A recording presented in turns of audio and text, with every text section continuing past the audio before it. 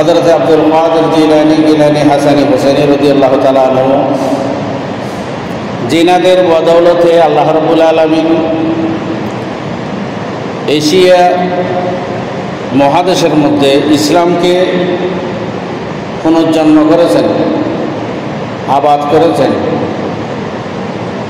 ডুবে যাওয়া দিন ইসলামকে আবার পুনরুদ্ধার করেছেন, ডুবন্ত ইসলামকে আবার পুনরুদ্ধার করে পৃথিবীর বুকে আবার প্রতিষ্ঠিত করেছেন। সেরকম আবার হযরত গৌসে পাক রাদিয়াল্লাহু তাআলা নূরানি ফয়জাত বারাকাত সুদূর বাগদাদ শরীফ থেকে আমাদের সিনার মধ্যে কামনা করি।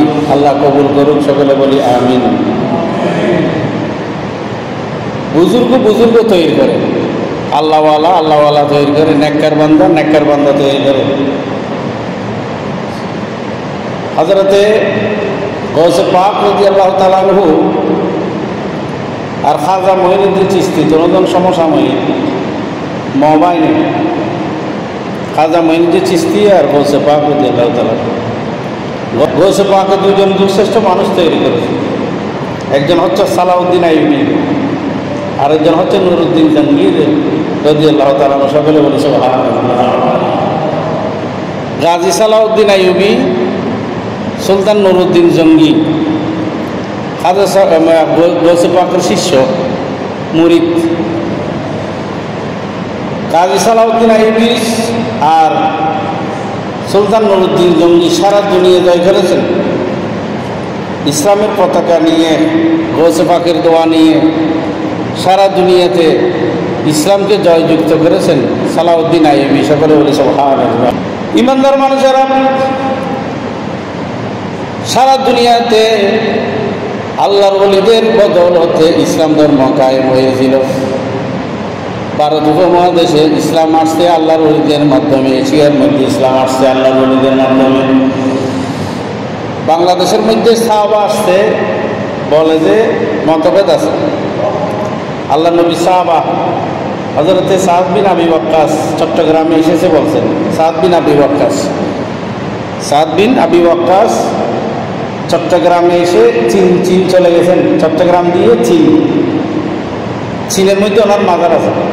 হুজুর সাইয়েদনা গৌসে পাক রাদিয়াল্লাহু তাআলা আনহু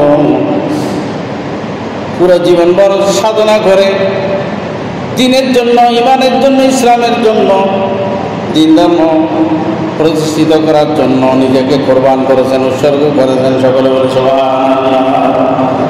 গত জুমায় আমি বলেছিলাম মা ছেলের সাথে দেখা হয় নাই, বিদায় নিয়েছেন, আর কোনো সময় দেখা হয় নাই মায়ের সাথে ছেলের সাথে। শীতের সময় বলে হুজুর সাইয়েদনা গৌসে পাক গরম কাপড় পরতেন না, শুধু একটা পাতলা কাপড় পরে থাকতেন, একটা পায়জামা পরে থাকতেন। গৌসে পাক পুরা শরীর জব ঘামতো, পানির মধ্যে বসে থাকতেন গৌসে পাক। আল্লাহর তজল্লি পড়তো যে গৌসে পাকের শরীরে বলে কোনোদিন মাছি বসে নেই গৌসে পাকের শরীর মোবারকের মধ্যে। কোনোদিন মানুষ কোনো সর্দি কাশি কোনোদিন হয় নাই গৌসে পাক রাদিয়াল্লাহু তাআলা আনহু। নাকের শিন কেন দেখে জীবনত, স্বপ্ন দেখে। হুজুর সাইয়েদনা গৌসে পাক রাদিয়াল্লাহু তাআলা আনহু স্বপ্ন হয়, হাসি নয়। শীতকালে জব ঘামত। হুজুর সাইয়েদনা গৌসে পাক রাদিয়াল্লাহু তাআলা আনহু পানির মধ্যে নেমে থাকতেন। শীতকালে গরম লাগতো যে পানির মধ্যে নেমে থাকতেন। এটার কারণ হলো ওনার কলবের মধ্যে আল্লাহর তজল্লি নিক্ষেপ হতো, আল্লাহর নূর নিক্ষেপ হতো। আল্লাহর তজল্লির কারণে শরীরের মধ্যে গরমের প্রভাব হইত। সেদিনা গৌসে পাক রাদিয়াল্লাহু তাআলা আনহু কোনো রাজ দরবারে যাইতেন না, বাদশার দরবারে যাইতেন না। কেন যাইতেন না? কারণ কি? কোনো রাজা বাদশার দুয়ারে কোনো সময় যায় নাই। 60জন বাদশা পেয়েছেন গৌসে পাক 90 বছর জীবনে। 90 বছরের পর ইন্তেকাল হয়েছেন। 60জন বাদশার জীবন পেয়েছেন, কোনো রাজার দরবার দুয়ারে যাইতেন না হুজুর সাইয়েদনা গৌসে পাক। বিভিন্ন রাজা বাদশা ওনাকে খবর পাঠিয়েছে যাওয়ার জন্য, কিন্তু তিনি কোনো সময় রাজ দরবারে যেতেন না। বাদশা মোস্তাজিম বিল্লাহ বারবার খবর পাঠাইত, যাইতেন না কোনো বাদশার দুয়ারে। হুজুর সাইয়েদনা গৌসে পাক বলতেছেন আমি বাদশার দুয়ারে যাওয়া মানি দুনিয়ার বাদশার কাছে, আমি আল্লাহর বাদশা, আল্লাহর দেওয়া বাদশাহী নিয়ে, আল্লাহর নেওয়ার নিয়ে সিনার মধ্যে আমাকে আল্লাহ নবীর নূর আমানত রেখেছেন, নূরে মোস্তফা আমানত রেখেছেন আমার সিনার মধ্যে। গৌসে পাকের সিনার মধ্যে আল্লাহ নবীর নূর আমানত ন বেলায়েত নূর সিনের মধ্যে আমানত নূরই এন দুনিয়ার মানুষের কাছে মহতাজুল্লি ইয়েনর বেহরমতি নইব, বেতাজিমি নইব। ইমানদার মানুষেরা গৌসে পাক সেজন্য পৃথিবীর কোনো রাজদুয়ারে রাজা বাদশার দুয়ারে যেতেন না, কোনো রাজা বাদশাকে সম্মানের জন্য দাঁড়াইতেন না। পৃথিবীর কোনো মানুষের রাজা বাদশা, টাকাওয়ালা, পয়সাওয়ালা, দনওয়ালা, দৌলতওয়ালা, ক্ষমতার মালিকের কাছে সম্মানের জন্য দাঁড়াইতেন না। তিনি গৌসে পাক রাদিয়াল্লাহু তাআলা আনহু সুবহানাল্লাহ পয়সাওয়ালার কাছে যদি সম্মানের জন্য দাঁড়াই, এতে পয়সারে তাজিম করানো। ক্ষমতাওয়ালা মানুষের তাজিমের জন্য দাঁড়াইলে ক্ষমতাকে তাজিম করা, বাদশাকে তাজিম করার জন্য দাঁড়াইলে বাদশাকে তাজিম করা, দুনিয়াকে তাজিম করা। আমি কিন্তু দুনিয়াকে তাজিম করার জন্য এসেছি। আমি তাজিম দুনিয়াকে করবো না, দুনিয়া আমাকে তাজিম করবে, যেহেতু আমার সিনার মধ্যে আল্লাহর নবীর আমানত নূরে মুস্তাফা আছে। সকলে বলে সুবহানাল্লাহ। ইমানদার মানুষেরা ওদিকে বাদশার দুয়ারে যাইতেন না গৌসে পাক, কিন্তু ছোট ছোট বাচ্চাদের সাথে মিশতেন। বাদশার দুয়ারে যাইতেন না, কিন্তু ছোট ছোট বাচ্চাদের সাথে মিশতেন। ইমানদার মানুষেরা ছোট ছোট বাচ্চাদের সাথে মিশতেন।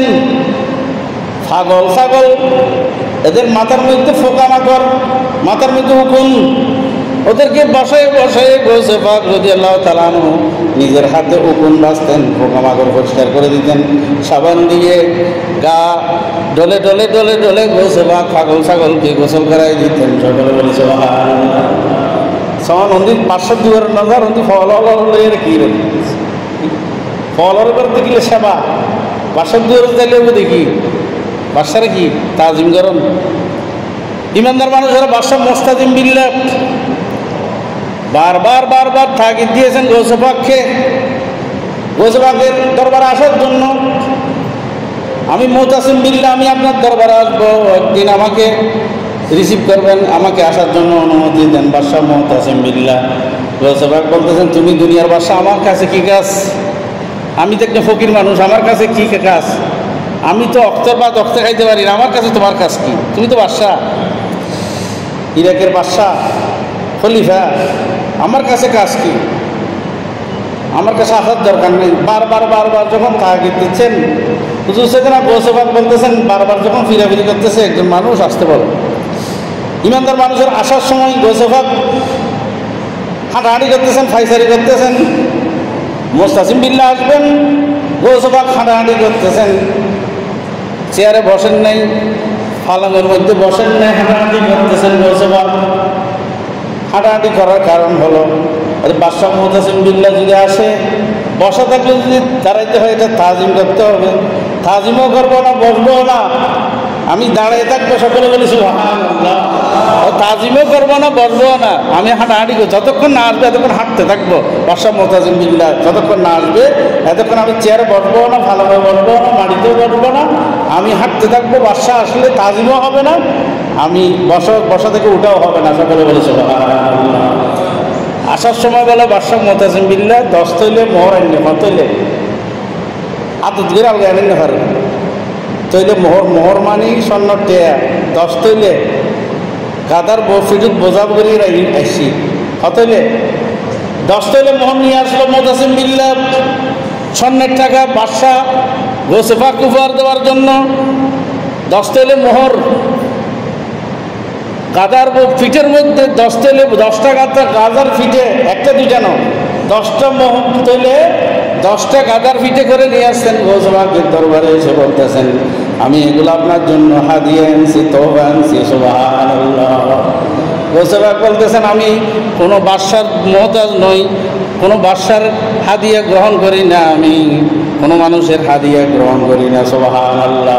বেশি ফিরাফিরি যখন করতেছে, হুজুর আমি আপনার জন্য এনেছি, আমি এসেছি শুধু আপনার এখানে মাদ্রাসা আছে, মাদ্রাসার জন্য লাগবে, আপনার জন্য লাগবে, আপনার এখানে মানুষজন খানা পিনা খায়, গরিব মানুষ খানা খায়, অনেক মানুষের খানা পিনার আয়োজন হয়। আপনার এখানে সব সময় মেহমান থাকে, মেহমানদারি করেন আপনি, সেই জন্য আপনার জন্য 10 মোহর সামান্য টাকা আপনার জন্য উপহার এনেছি। সকলে বলে সুবহানাল্লাহ। 10 তৈলে মোহর বলে সামান্য, 10 তৈলে মোহর। হুজুর সেখানে গোসবাক বলতেছেন 10টা আনার দরকার নেই, 2টার দিকে নিয়ে আসো।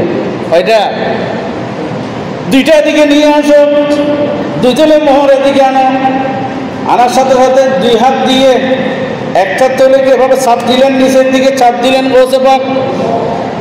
একটা ছেলে চাপ দেওয়ার সাথে সাথে ঝর ঝর ঝর ঝর করে ঠাট্টা রক্ত করা শুরু করলো। সকলে বলে সুবহানাল্লাহ। কি করতেছে?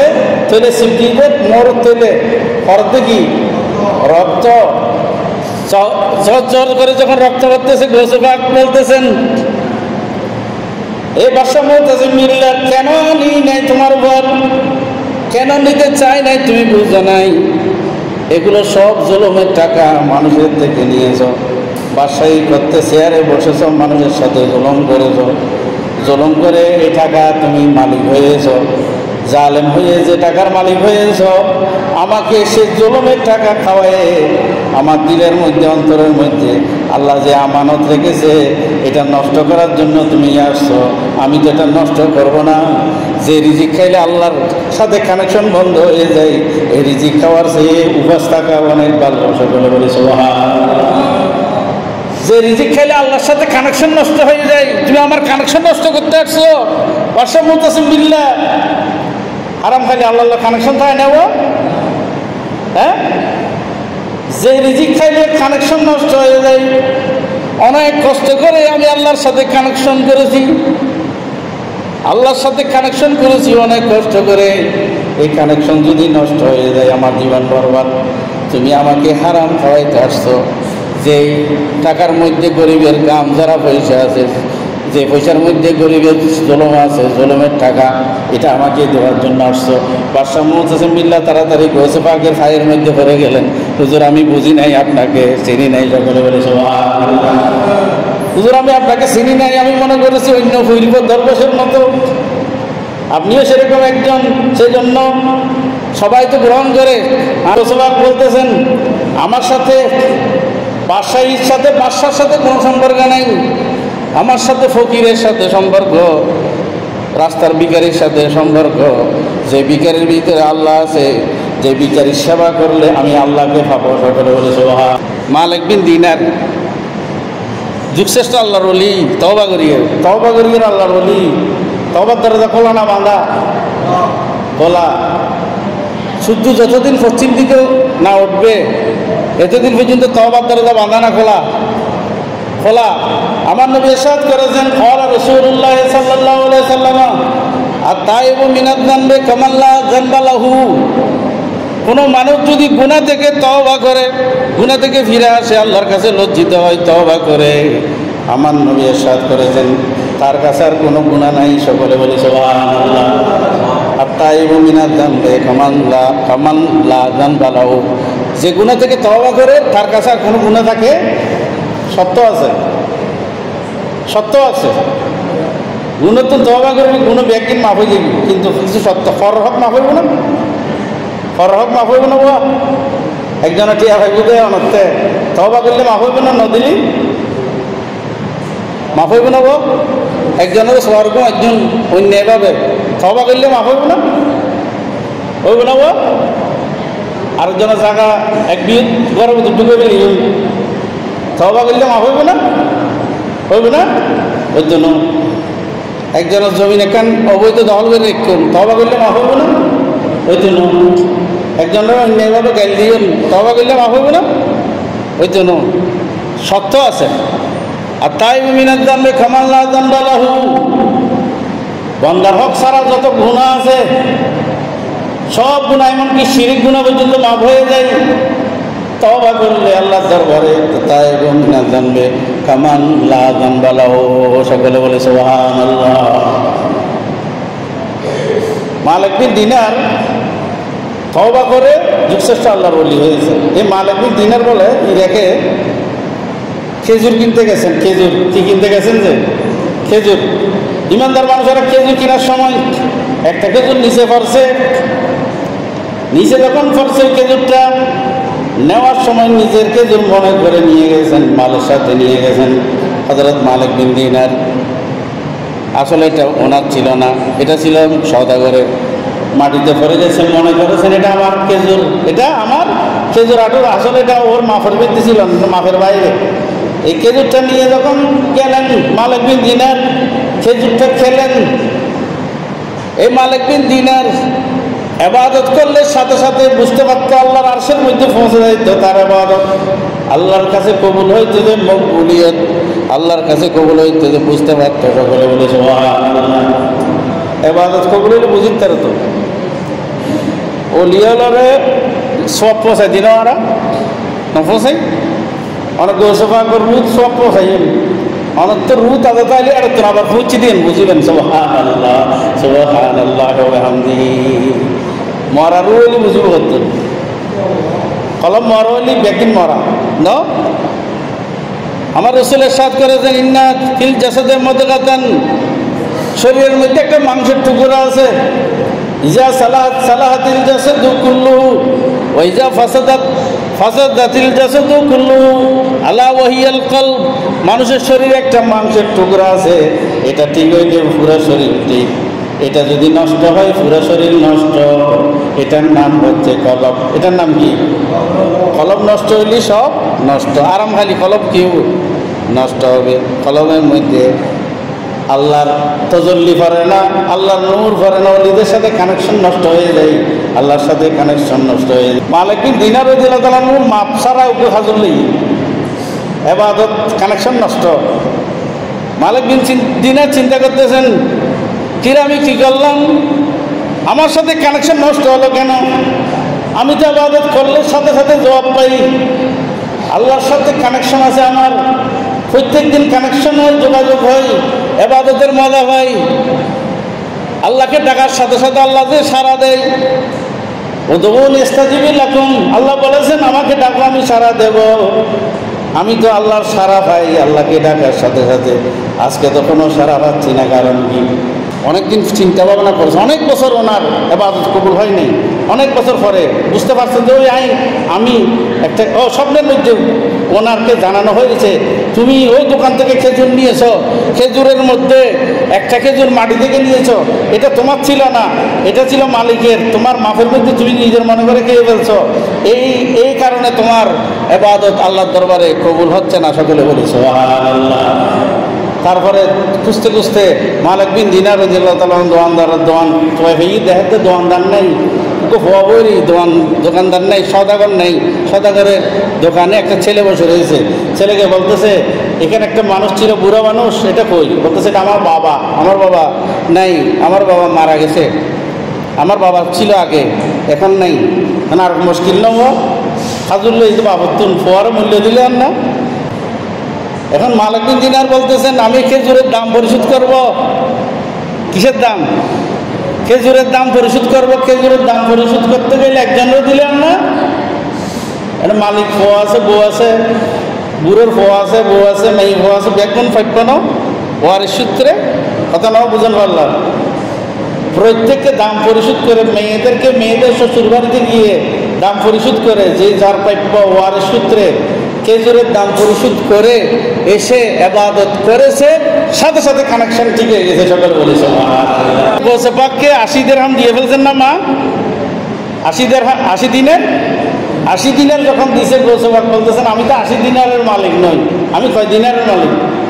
দুই ভাই আছি আমরা, কবাই আমি তোমার মারগুলো যদি দিয়ে দেয়, আমি ভাই হিসেবে দুই ভাইয়ের যদি মারগুলো খাই তাহলে খাবো যে 40 দিনের। মার পক্ষ থেকে বাবার পক্ষ থেকে যদি পাই 40 দিনের খাবো। আমার ভাইয়ে ভাবে কয় দিনের? 40 দিনের। গোসে পাক নিয়েছেন কয় দিনের? 40 দিনের। মা 80 দিনের দিয়ে ফেলেছিলেন গোসে পাককে। গোসে পাক নিয়েছেন কয় দিনের? 40 দিনের। দেখেন হক এটা 16 বছর 17 বছর বয়সে বুঝেছেন। হুজুর সেদিন গোসে পাক রাদিয়াল্লাহু তাআলা গোসে পাক রাদিয়াল্লাহু তাআলা ওনার কাছে বলে 100 আলেম দিয়েছেন পরীক্ষা করার জন্য। কয়জন? কয়জন?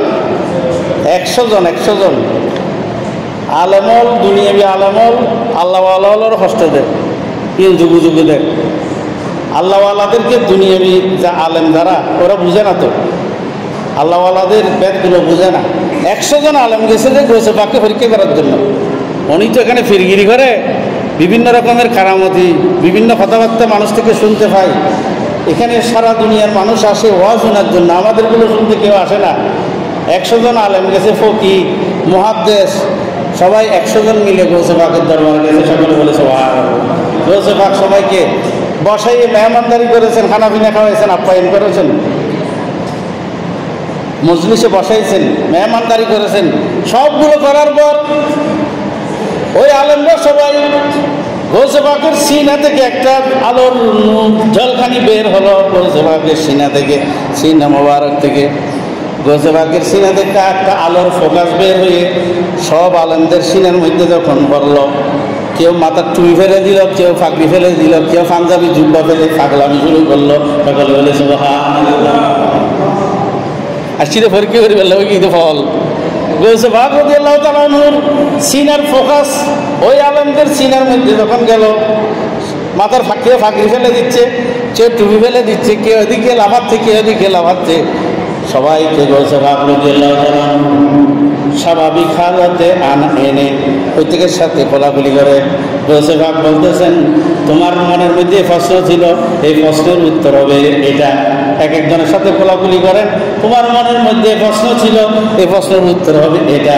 আপনার মধ্যে এই প্রশ্ন ছিল, এই প্রশ্নের উত্তর হবে এটা। এভাবে প্রত্যেক 100 জনের সাথে কোলাকুলি করে 100 জনের প্রশ্নের উত্তর দিয়ে প্রত্যেককে স্বাভাবিক হালতে এনে তারপরে বিদায় দিয়েছেন। সকলে বলে সুবহানাল্লাহ।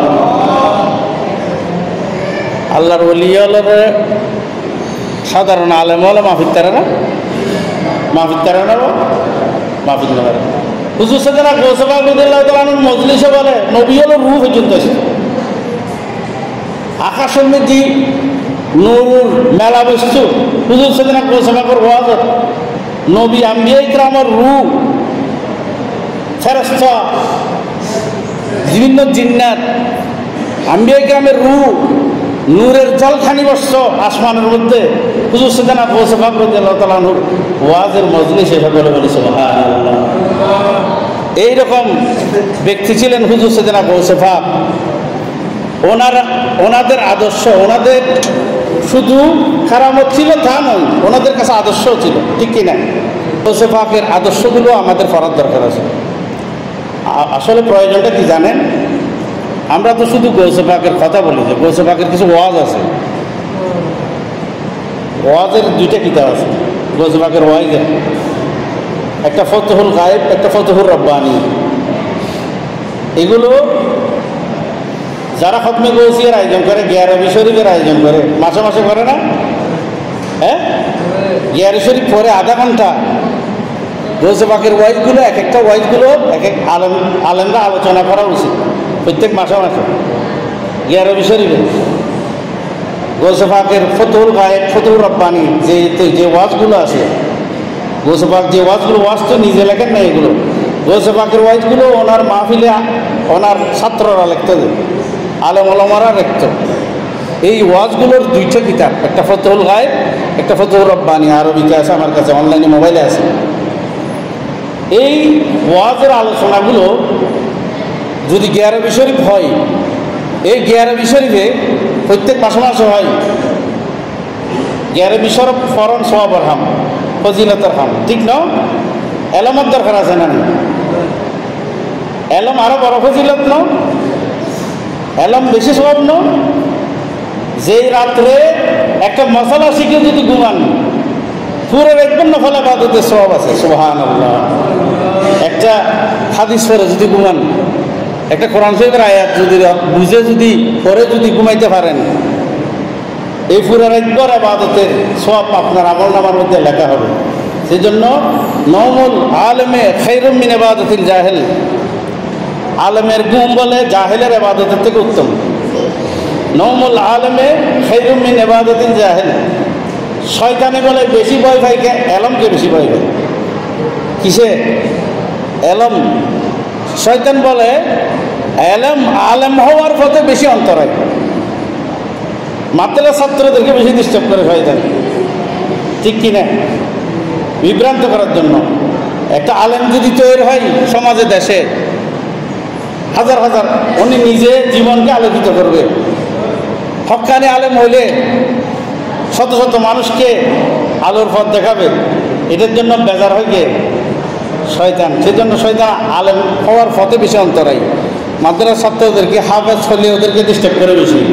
আলেম আমাদেরকে আলেম হওয়ার জন্য তালেব আলেমদেরকে শয়তানে বেশি ডিস্টার্ব করে। কারণ ওই পথ থেকে যদি সরাইতে পারে, শয়তান বলে যে ও যদি আলেম হয়ে যায়, ও তো হাজার হাজার মানুষকে আলোর পথ দেখাবে, সত্য পথ দেখাবে, তখন আমার মিশন সাকসেস হবে না, আমি কামিয়াবি হব না। সেজন্য আলেমকে শয়তানে বেশি ভয় পায়। তো গিয়ারবি শরীফের আয়োজন হয়, ঠিক আছে, অসুবিধা নেই, এটা সওয়াবের কাজ, ফজিলতের কাজ। এটার সাথে এগুলোর আলোচনার দরকার আছে না? নেই? আছে। নিজেরাও পড়বেন এগুলো। এই গৌসে পাকের ফতুহুর রব্বানি থেকে একটা আজকে কথা বলবো শুধু। ওবুদুল্লাহ কান্নাকা তারাহু ফাইল্লাম তাকুন তারাহু ফাইন্নাহু ইয়ারাকা। আল্লাহ নবীর হাদিস। নামাজ পড়ার সময় এমনভাবে ইবাদত করবে কান্নাকা তারাহু, যেন আল্লাহকে দেখতেছ। নামাজের মধ্যে দাঁড়াবে যে এমনভাবে, ওবুদুল্লাহ কান্নাকা তারাহু, যেন আল্লাহকে দেখতেছে। সকলে বলছে ফাইল্লাম তাকুন তারাহু ফাইন্নাহু ইয়ারাকা। যদি আল্লাহকে না দেখো তাহলে মনে করতে হবে আল্লাহ আমাকে দেখতেছে। দুইটা থেকে একটা, হয়তো আল্লাহকে দেখতেছি, নয়তো আল্লাহ আমাকে দেখতেছে। গৌসে পাকের এক ভাই যে এটা বুঝিয়েছে। আমি লম্বা ঘটনা পুরা বলবো না, ছোট করে বলি। হুজুর সাইয়েদনা গৌসে পাক রাদিয়াল্লাহু তাআলা আনহু একদিন রাত্রে আল্লাহর কাছে ফরিয়াদ করতেছেন, দোয়া করতেছেন। দোয়া করেন রাত্রে, দোয়া করে ঘুমাইছেন। ওয়ালা কুলতু ফি বাদিল লায়ালি, এক রাত্রে আমি আল্লাহর কাছে ফরিয়াদ করতে, ভয় যে বলতেছেন গৌসে পাক এটা, ফি বাদিল লায়ালি ইলাহি, ও আমার ইলাহ, আমার প্রভু, লা তামনানি মা ইয়ানফানি, আল্লাহ যেটা আমার জন্য উপকার নয়, ফায়দা নয়, লা তামনানি মা ইয়ানফানি ওয়ালা ইয়াদুরুকা ওয়া কারাতা যালিকা, যেটা আমার জন্য ক্ষতি, আল্লাহ এটা আমার জন্য দিও না। যেটা আমার উপকার হয় না, এটা যেন আমার দ্বারের কাছেও না আসে। সুবহানাল্লাহ। ফারাইতু ফিল মানামে কায়লান ইয়াকুলু লি, আমি দোয়া করে ঘুমাইছি, ঘুমের মধ্যে একটা আওয়াজ শুনতে পাচ্ছি। আমি গৌসে পাক বলতেছেন একটা আওয়াজ, একটা কণ্ঠস্বর শুনতে পাচ্ছি। গৌসে পাক বলতেছেন ফিল মানামে কায়লান ইয়াকুলু লি ওয়া আনতা আইদান লা তামনে মান আমিলা মা ইয়ানফাউকা। গৌসে পাককে বলতেছেন গায়েবী থেকে আওয়াজ, শুধু দোয়া করলে হবে না, এমন কাজ করিও না যেটা তোমার উপকার না হয়। ফরিয়াদ করেছো, ঠিক আছে, ওয়ালা ওয়ান্তা আইদান লা তামনে মা আমিলা মা ইয়ানফাউকা, এমন কাজ করিও না যে কাজ দ্বারা তোমার উপকার না হয়, বেহুদা কাজ। সাহিহু আন সাহাবাকুম মিন নবিয়িকুম সাল্লাল্লাহু আলাইহি ওয়াসাল্লাম মিন সিহাতি তাবিয়াতিহি লাহু ফাকাদ সাহহা। গৌসে পাককে বলতেছেন গায়বীভাবে স্বপ্নে, আপনি তো আল্লাহর নবীর নসব বংশধর। গৌসে পাক আল্লাহর নবীর বংশধর না, 11তম বংশধর গৌসে পাক রাদিয়াল্লাহু তাআলা। গায়বীভাবে বলতেছেন আপনি তো আল্লাহর নবীর বংশধর, বংশ হইলে হবে না, সাহিহু আন সাহাবাকুম, বংশকে সহি রাখো, শুদ্ধ রাখো। কিভাবে? আল্লাহর নবীর তবিয়ত, স্বভাব, আচরণ এগুলো নিজের মধ্যে এনে, নবীর আচরণ, নবীর তবিয়ত এগুলো নিজের মধ্যে জায়গা দিয়ে তুমি তোমার নসবকে শুদ্ধ পরিশুদ্ধ রাখো। সকলে বলে সুবহানাল্লাহ। বলতেছেন এটা তো আমাকে বলা হয়েছে স্বপ্নে, তুমি তোমার বংশ ঠিক রাখো, নসব ঠিক রাখো, নবীর ইত্তেবা করে, নবীর অনুসরণ করে। গৌসে পাক বলতেছেন আমি ওয়াইজের মধ্যে বলতেছি, ওয়াম্মা ইয়াকুলু লাকা, আমি বলতেছি তোমাদেরকে, আনা মিন উম্মতিহি, তোমরা সবাই আল্লাহ নবীর উম্মত, হয় না? আনা উম্মতিহি মিন গায়রি মুতাবিআতিন, আমরা আল্লাহ নবীর কোনো অনুসরণ করি না। করি? আমি আল্লাহ নবীর বংশধর, আমাকে বলা হচ্ছে নবীর অনুসরণ না করলে বংশ শুদ্ধ থাকবে না, অশুদ্ধ হয়ে যাবে। আমাকে স্বপ্নের মধ্যে বলা হচ্ছে। আর তোমরা সবাই নবী কি উম্মত, তার উম্মত। আমরা যদি ওই নবীকে অনুসরণ না করি, ওয়াইযা তাবাতুমু ফি আকওয়ালিহি ওয়া আফআলিহি, যদি নবীর কথা মতো চলো, নবীর মতো কাজ করো, নবীর পথে প্রতীক হও, নবীর অনুসরণ করো, কুনতুম মাহু ফি সুহবাতিহি, তোমরা তার সাথে দুনিয়া আখিরাতে কবরে হাসর নসরে আল্লাহ নবী সোহবত পাবে। সকলে বলে সুবহানাল্লাহ। গোসবাক বলতেছেন আমার নসব ঠিক থাকবে যে নবীর তবিয়ত ফলো করলে, নবীর ইত্তেবা করলে। আর তোমরা নবীর উম্মত হয়ে নবীর সাথে যদি সোহবত পেতে চাও, হাসর নসরে কবরে সব জায়গায় নবীকে যদি পেতে চাও, তাহলে নবীর কথা ফলো করতে হবে, নবীর কাজ অনুসরণ করতে হবে। সেই সাথে সাথে একটা কোরআন শরীফের আয়াত বলছেন গোসবাক, ওমা আতাকুমুর রাসূলু ফাখুযুহু ওয়া মা নাহাকুম আনহু ফান্তাহু। ওমা আতাকুমুর রাসূলু, আল্লাহ বলতেছেন নবী যা দিয়েছেন তা গ্রহণ করো, ওয়া মা নাহাকুম আনহু ফান্তাহু, নবী যা মানা করেছেন এটা করিও না। নবী যেটা করেছেন করতে বলেছেন এটা করো, যা দিয়েছেন এটা করো, যা মানা করেছেন এটা করিও না।